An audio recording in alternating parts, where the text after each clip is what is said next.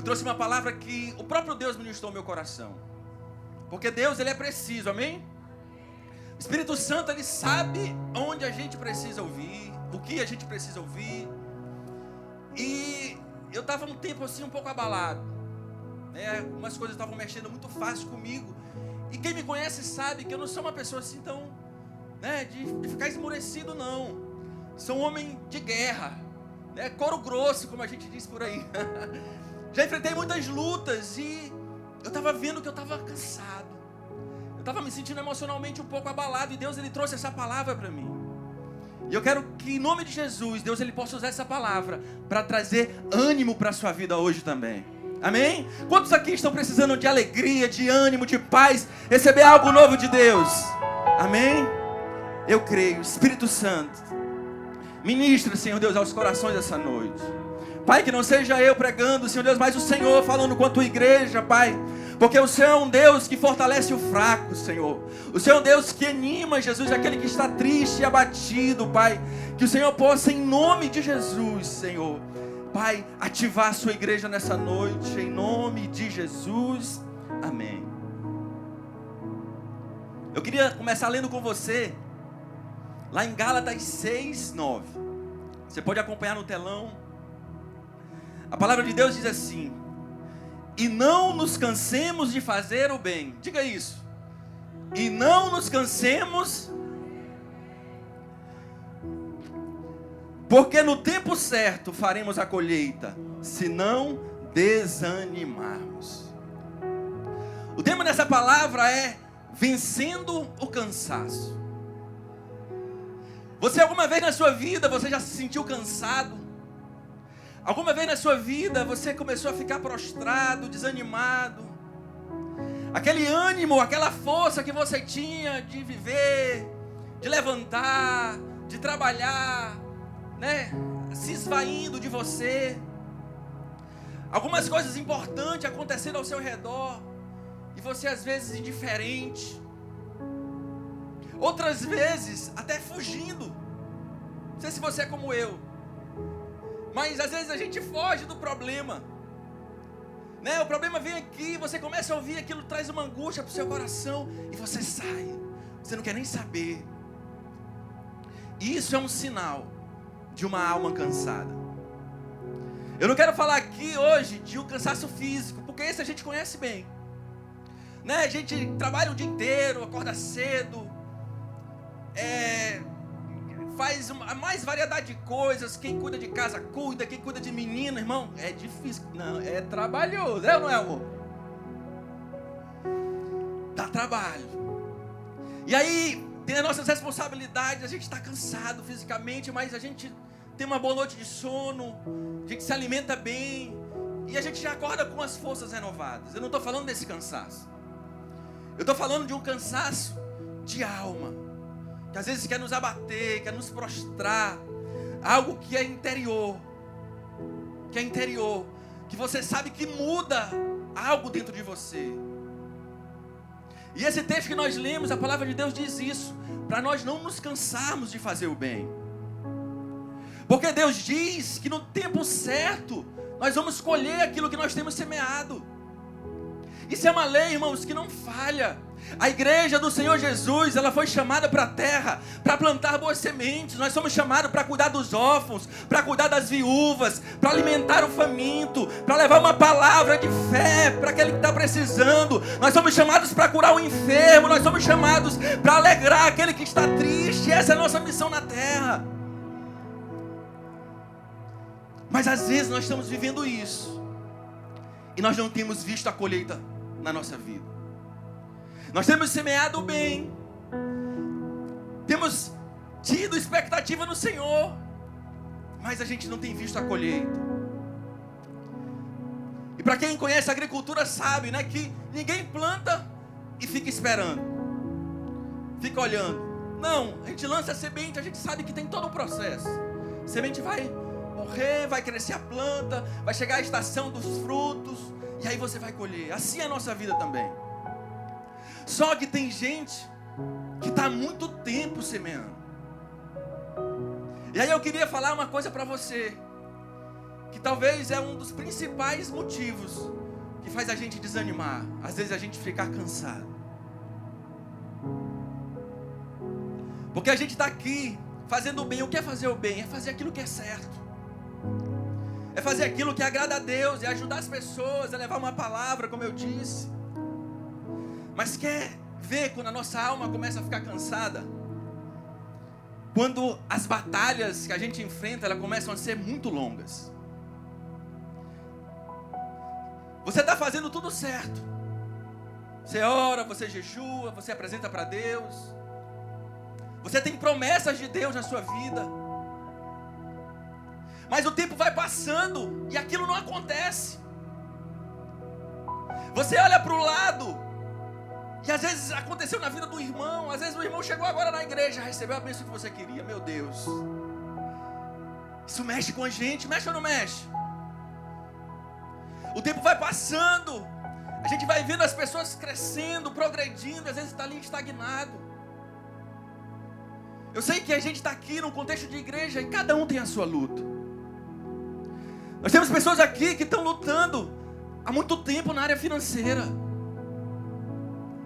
Pessoas que são trabalhadoras, que são honestas, que acordam cedo. E no final do mês conta, dívida, não consegue, vai sobrar um pouquinho, acontece um imprevisto, o pneu fura, o carro quebra. Quem já passou por isso? E aí isso vai cansando o nosso coração. Outras pessoas estão orando há muito tempo pelo seu esposo, pelo seu marido, pela sua esposa, pelo marido, pela esposa, pelos filhos, buscando uma libertação da bebida, do álcool, buscando uma conversão. E a gente está ali, apresentando para o Senhor, dia após dia, ano após ano. E às vezes a gente olha a situação e vai piorando, meu Deus. Isso vai cansando a nossa alma. Isso vai querendo roubar a nossa fé. Quantas pessoas, né, têm vivido tantas histórias assim.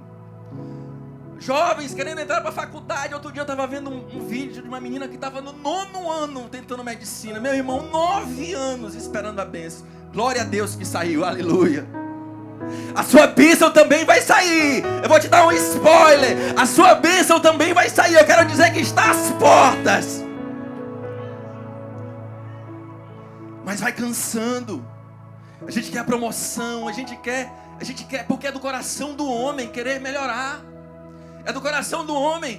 Deus, Ele colocou dentro do nosso coração o desejo de viver uma vida plena, de ter uma família de sucesso, de ter um casamento abençoado, de ver os nossos filhos com integridade, trabalhadores, de pagar as nossas contas em dia. Isso está dentro do nosso coração. Ele mesmo coloca isso dentro de nós. E quando a gente não vê isso acontecendo, o tempo vai passando e a gente vai cansando. Uma outra coisa que às vezes cansa é quando a gente enfrenta muita batalha, uma atrás da outra. Meu irmão, tem hora que tu parece o Bambam lutando com o Popó. É porrada de todo lado, tu não sabe nem onde é que está vindo. De manhã eu estava falando para a igreja, né, que eu e minha esposa há pouco tempo a gente viveu uma situação assim. Nós tínhamos sido chamados para esse desafio, para ir para Fortaleza. E a nossa vida, a nossa base, ela é toda aqui em São Luís. Nosso trabalho é aqui. Nossa profissão a gente exercia aqui. Nossos filhos, a nossa família, tudo era aqui. Nosso ministério aqui, nossa área, estava tudo muito bom. E Deus nos desafiou. Deus falou conosco. E eu senti Deus direcionando a gente para ir trabalhar lá, como voluntários, ver aquilo ali nascer, de alguma forma poder contribuir, aprender. E eu falei para minha esposa, eu falei, nós vamos largar tudo, depois a gente recomeça de novo, vamos lá. E a gente decidiu ir. E quando Deus fala com a gente tem uma impressão de que vai ser tudo tranquilo, é ou não é? Vocês lembram dos discípulos, quando Deus mandou eles atravessarem o mar, o rio? Se vão lá para o outro lado. Mas nunca que eles iam imaginar que eles iam enfrentar uma tempestade. Nunca. Por quê? Porque eles tinham uma palavra de Jesus. Vão. Então ele estava esperando ali, no máximo uma marolinha. Meu irmão, começou a vir vento. Começou a vir tempestade, e eles começaram a dizer: Deus, tu não se importa, Jesus, tu não se importa, nós vamos morrer. Então a gente viveu isso com nossos filhos, né? Um dos nossos filhos, nosso terceiro filho, ele nasceu com um problema, uma fenda labiopalatina, ele precisou fazer 4 cirurgias. O nosso mais novo, que nasceu assim 11 meses depois, nasceu forte, bem. 7 dias ele precisou ser internado, foi para UTI, precisou ser entubado, precisou ser transferido. Irmão, era porrada para todo lado. E eu dizia assim, Deus, tinha hora que eu lembro de uma cena, aquele médico entubando meu filho, e eu olhava para o céu.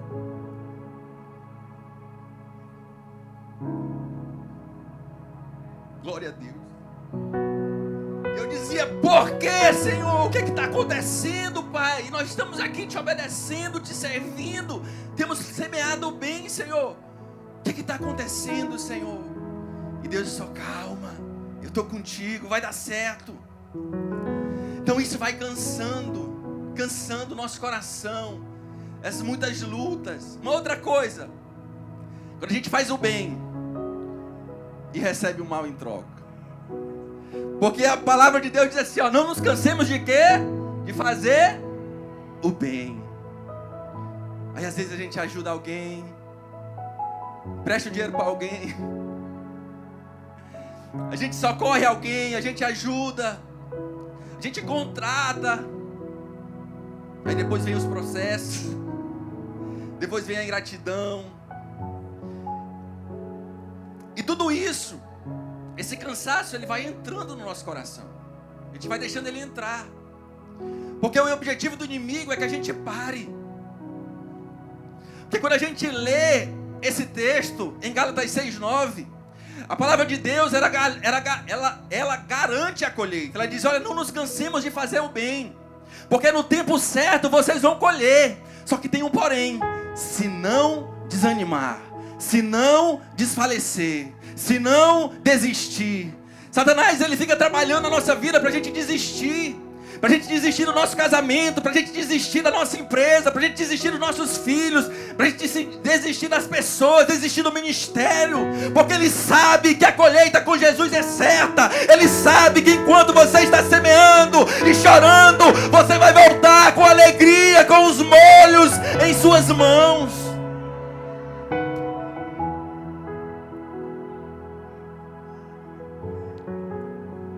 E ele fica trabalhando para fazer a gente parar. E é por isso que o apóstolo Paulo, ele adverte, ele diz: não parem, não se cansem, não deixem essas coisas entrarem no coração de vocês, porque no final das contas, nós não fazemos para homens, nós fazemos é para Ele, é para Deus. O homem, ele é só o beneficiário, é só aquela pessoa que vai receber ajuda, mas no nosso coração, nós estamos fazendo para Deus. Senhor Deus, é para Deus, porque na palavra dele diz isso. Quando você vestiu nu, quando você socorreu o necessitado, para mim vocês estavam fazendo. Então a gente não pode se cansar. E aí eu queria entrar com você na história de Davi. Eu queria dar o exemplo do pior momento da vida de Davi. Está lá em 1 Samuel 30, você pode abrir a sua Bíblia.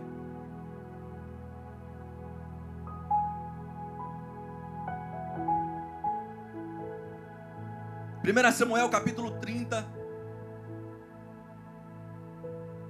Eu vou ler do verso 1 ao 7. Ao 6. Aconteceu que no terceiro dia, quando Davi e os seus homens chegaram a Ziclag, os amalequitas já tinham invadido o sul e a cidade de Ziclag. Tomaram Ziclag e a incendiaram. Levaram cativas as mulheres que lá estavam, mas não mataram ninguém, nem pequenos nem grandes. Tão somente os levaram consigo e foram embora. Davi e os seus homens chegaram à cidade e viram que tinha sido tudo queimado, e que as suas mulheres, os seus filhos e as suas filhas haviam sido levados cativos. Então Davi e o povo que estava com ele ergueram a voz e choraram, até não terem forças para chorar.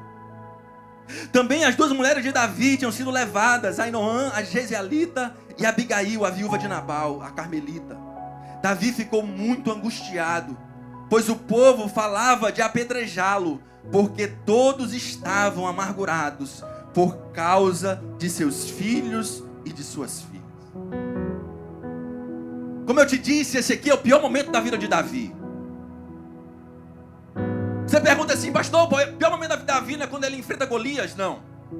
Ali é o momento de maior glória de Davi. Ali Davi era um menino. E aí veio o gigante, ele enfrentou aquele gigante, e ele ficou conhecido em toda a nação de Israel. Todo mundo, a partir daquele dia, sabia quem era Davi. As mulheres na rua cantavam, Saul matou os milhares, mas Davi matou os 10 milhares. Ele ficou famoso. Ele era um jovem forte, um jovem cheio de fé. Mas nesse momento aqui, só para te contextualizar, 13 anos tinham se passado desde que Davi tinha sido ungido rei por Samuel. 13 anos. Você lembra da história quando Samuel foi na casa de Davi e ungiu Davi rei? Ele foi ungido rei, mas ele não sentou no trono. E aí 13 anos se passaram. E quando a gente vê a história de Davi, Davi era um homem segundo o coração de Deus. Um homem que quando Saul, ele estava endemoniado, estava cheio de espíritos imundos nele, ele tocava harpa, libertava, ministrava, e Saul era liberto. Em troca, Saul tentava matá-lo com lanças. Ele matou Golias. O rei tinha feito uma promessa para ele e não cumpriu. Ele precisou fugir do rei sem ter feito nada. Davi só fazia o bem para Saul, só o bem, e só recebia o mal em troca. Ficou sem casa, ficou sem família, precisou sair fugindo de um lugar para o outro. Irmão, não é fácil você fugir em quem manda numa nação. Não é fácil você fugir. E ele ficou fugindo. A Bíblia diz que por um tempo ele morou numa caverna com 600 homens. Imagina o que é isso. E o que ele tinha feito? Tinha feito o bem. Ele só tinha feito o bem, mas estava vivendo aquela luta toda. E a gente vê que Davi não era mais o mesmo homem. Sabe por quê? Porque quando ele estava diante de Golias, que ele viu aquela situação, ele fez o quê? Ele disse: quem é esse incircunciso filisteu que está afrontando o exército do Deus vivo? Meu amigo, deixa eu pegar umas pedras aqui, porque hoje mesmo eu vou derrubar esse gigante e eu vou cortar a cabeça dele. Foi assim ou não foi? Mas aqui, 13 anos depois, muito sofrimento depois, Davi não era homem de chorar, irmão. Davi era homem de enfrentar. Ele era um guerreiro. Eles foram chorar.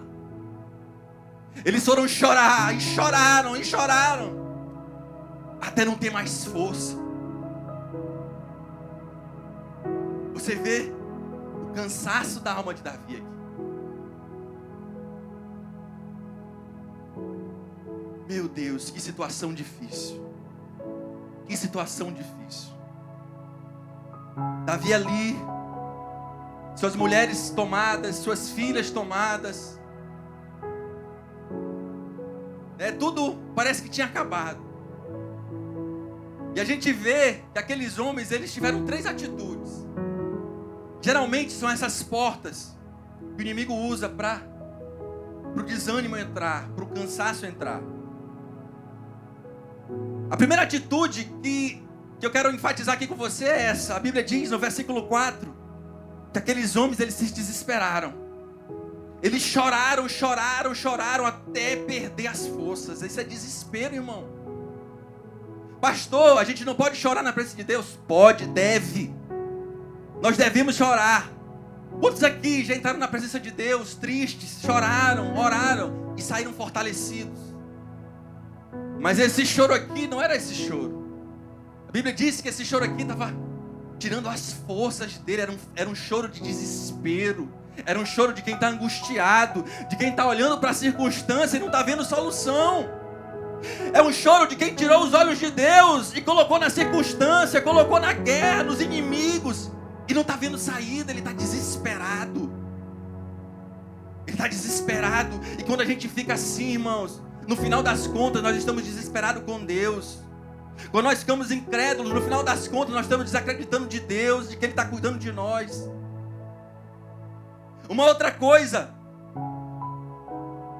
que aqueles homens, eles começaram a procurar um culpado. Às vezes na nossa vida é assim também. Quando as coisas estão indo muito mal, a gente começa a procurar um culpado. A gente começa a procurar, é o nosso chefe, é o nosso pai, a nossa mãe, é alguém que não nos ajudou, é um amigo que não nos socorreu. Aqueles homens fizeram isso no verso 6. Eles quiseram apedrejar Davi. Eles quiseram matar Davi. Davi era uma bênção na vida deles. Davi cuidava deles. E no final das contas também, irmãos, quando nós procuramos um culpado para o nosso problema, nós também estamos culpando a Deus. Porque quem culpa o pai e a mãe, quem deu o pai e a mãe para você? Foi Deus. Quem tem te colocado nesses lugares? Deus. Quem tinha unido Davi com aqueles homens? Deus. Então a gente não pode ficar procurando culpados, a gente tem que assumir a nossa própria culpa. Talvez Davi tinha errado naquela situação, porque bons generais não deixam a retaguarda sem proteção. Davi tinha saído, tinha levado todo mundo, deixou a família sozinha. Mas eles não podiam ter feito aquilo ali. Isso não resolve o problema. A gente achar um culpado, a gente atribuir culpa para alguém pelo aquilo que a gente está vivendo, não vai resolver nada, não vai resolver o problema. E a terceira coisa que a palavra de Deus disse, aqueles homens, eles ficaram amargurados. Eles ficaram amargurados. O que é amargura? É uma tristeza contínua, profunda. É um rancor. Irmão, quem está amargurado vive reclamando, vive murmurando. E no final das contas também, quem está amargurado, fica amargurado com Deus. Porque você fica no lugar de autopiedade, de vítima. Você fica perguntando por que isso está acontecendo comigo? Será que eu sou pior do que todo mundo? Por que Deus não age no meu favor? Por que Deus não entra na minha causa? Você começa a questionar. Você começa a deixar essas coisas entrar no seu coração, no nosso coração. Então isso, nós precisamos fechar as portas para isso na nossa vida. Não podemos ficar desesperados pelas circunstâncias. Muito obrigado. Glória a Deus. Não podemos ficar desesperados pelas circunstâncias. Não podemos ficar atribuindo culpa às pessoas pela nossa vida, pelo aquilo que a gente está vivendo. Não podemos permitir ficar amargurados. Nós temos que fazer aquilo que Davi fez. E está lá no verso 6, no final do verso 6. E a Bíblia diz: mas Davi se reanimou no Senhor seu Deus.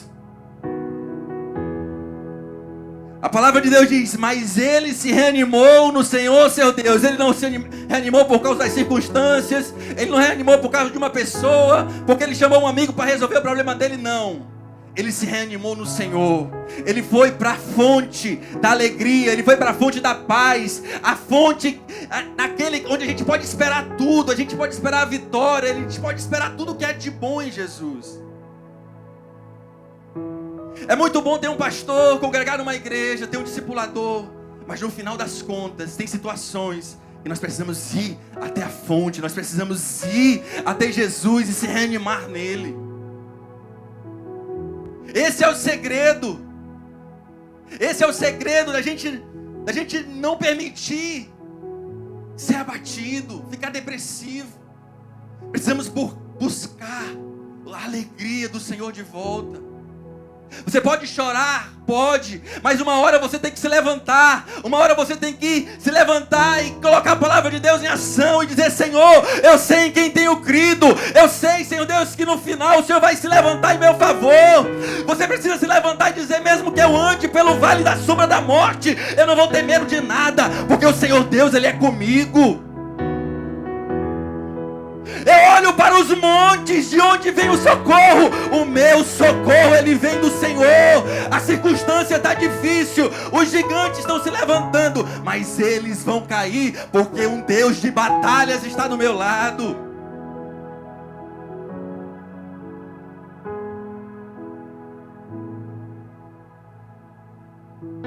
E é muito incrível que a Bíblia diz que Davi, ele chamou o sacerdote. E ele pegou a estola sacerdotal. Irmão, a estola sacerdotal, eu vim até de sobretudo aqui hoje para ilustrar isso. era algo que ele colocava como sobretudo, sacerdote naquele tempo, para ele poder buscar Deus. Tinha vários símbolos aquela estola. E Davi, ele não era sacerdote, mas Davi, ele vivia a graça antes da graça ser manifestada ao mundo. E ele pediu a estola, e ele mesmo entrou na presença de Deus. Ele disse: Deus, o Senhor viu o que aconteceu? Levaram as minhas filhas, os meus filhos, levaram as nossas esposas, Senhor, queimaram tudo que era nosso, Senhor Deus. Eu vou atrás desses homens. E Deus respondeu: vai. Eu vou ter vitória, Senhor Deus. E Deus disse: a vitória é sua. Eu quero te dizer que a mesma resposta que Deus deu para Davi, Deus, ele te dá hoje. A vitória é sua. Você vai ter vitória no seu casamento, vai. Você vai ter vitória em todas as áreas da sua vida, você vai. Porque essa é a resposta de Deus para a nossa vida. Não existe ninguém mais interessado em ver toda a sua casa servindo ao Senhor do que Ele mesmo. Ele mesmo entregou a vida dele para que você fosse salvo. Ele mesmo, a Bíblia diz que Ele se deu, Ele se entregou como sacrifício vivo. Porventura, junto com isso, Ele não vai dar a vocês todas as outras coisas. Está tudo disponível. Nós somos filhos de Deus, herdeiros com Cristo de tudo aquilo que Ele conquistou na cruz do Calvário. E isso é colocar a estola. Hoje, em Cristo, nós somos sacerdotes. A palavra de Deus diz: geração eleita, sacerdócio real, nação santa, povo exclusivo de propriedade de Deus. Isso é o que nós somos. Somos filhos. E você precisa se revestir dessa verdade. Você precisa se revestir de Cristo e dizer: basta, cansaço, sai da minha vida, incredulidade, sai da minha vida. Eu vou ter vitória, o meu casamento não vai acabar, o meu marido vai se converter, a minha esposa vai se converter, os meus filhos vão servir ao Senhor. Como Josué, eu proclamo e declaro: eu e a minha casa serviremos ao Senhor.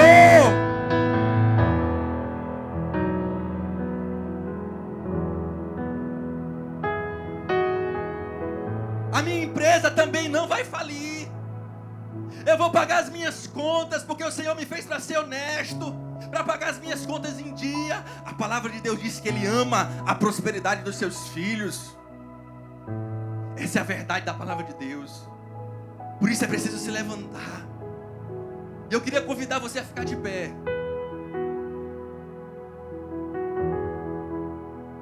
Porque essa história, ela termina com Davi indo lá guerrear a guerra. Eu quero te dizer uma coisa: Deus não vai guerrear por você. Você vai buscar a força em Deus, mas quem vai guerrear? Você. Ele vai estar com você, Ele vai estar do seu lado. Assim como Ele teve com Davi, Ele vai estar do seu lado, vencendo a sua vitória junto com você. Então hoje é dia de nós buscarmos essa força, essa alegria. Hoje é dia da gente lançar fora as mentiras de Satanás e dizer que a gente tem que parar, que a gente tem que desistir. Não desista. O tanto que você já orou por esse homem, por essa mulher, por esse filho, não desista. O tanto que você tem trabalhado, investido força, acordado cedo, não desista. Chame Deus para essa guerra junto com você. Nós não vivemos por vista. Nós não vivemos por circunstâncias, nós vivemos por fé. Irmãos, eu imagino Davi. Davi pegou aqueles 600 homens e disse: embora, que Deus falou que nós vamos vencer. Ele deixou 200 que estavam cansados, ele foi com 400. E a Bíblia diz que tudo Deus restituiu. Diz que nem as coisas pequenas ficaram com os inimigos. Tudo Deus ele restituiu. Esse tempo que agora parece de sofrimento, Deus vai restituir também. Quando você estiver vivendo um casamento no padrão de Deus, você nem vai se lembrar desse tempo de luta. Quando você estiver vivendo no lugar da sua bênção, na posição que Deus tem para você, você não vai nem lembrar desse lugar de luta. Vai fazer parte só do testemunho, vai fazer parte só da história, porque a vitória é sua. E além disso, Ele ainda conseguiu os despojos. Porque Deus é um Deus que restitui, mas Ele dá ainda muito mais. Até aquilo que Davi não tinha, ele voltou para casa com. Você crê nisso? Você recebe isso para a sua vida? Então comece a orar. Agora é a sua hora de batalhar com Deus. Agora é a sua hora de dizer para o Senhor o que está cansando a sua vida. O que tem acontecido na sua vida que está demorando muito. Você tem estado desanimado.